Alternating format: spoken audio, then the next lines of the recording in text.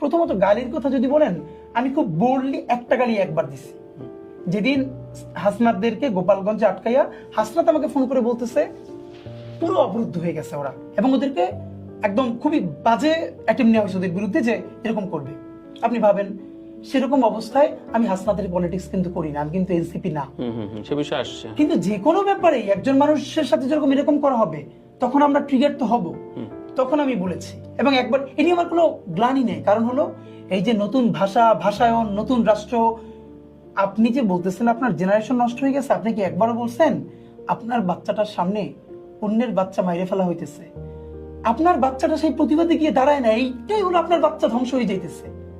আপনার বাচ্চা আপনি মানুষ করতে পারতেছেন না, যে অন্যের বাচ্চা মরে যাচ্ছে সেজন্য সে দাঁড়াইতে পারতেছে না প্রতিবাদে, এইটাকে আপনার ধ্বংস মনে হয় না? আর সোসাইটিতে, এবং আবার একটা বলি, মানে প্রয়োজনীয় শব্দ বোমা আপনি বলছেন। হ্যাঁ, এবং আরেকটা ব্যাপার বলেন, আরেকটা দেখেন হলে তাদের বাচ্চারা কি ইংলিশে শব্দগুলো বলতেছেন, এইসব শব্দ বলে না, ইংলিশ মিডিয়ামের বাচ্চারা বলে না, সব বলে, কিন্তু ইংলিশের স্ল্যাং গুলো স্ল্যাং মনে হয় না। এটা গানটা ভুলে গেছে, ছোটবেলায় গানটা অনেক শুনতাম, যে বড় লোকের সবই রাইট হয়, গরিব বললে রং, কবি গুরুর প্রেমে পড়লে বাবা মা গর্বিত, আর আমার প্রেমে পড়লে মেয়ে হয় সে নির্যাতিত। মনে হয় গালিগুলো যদি ইংলিশ হয় তাহলে পশ, এলিট, সুন্দর, এগুলো বাংলা হলে বস্তি। তো এই জায়গাটারই আমরা ভাঙতে চাই।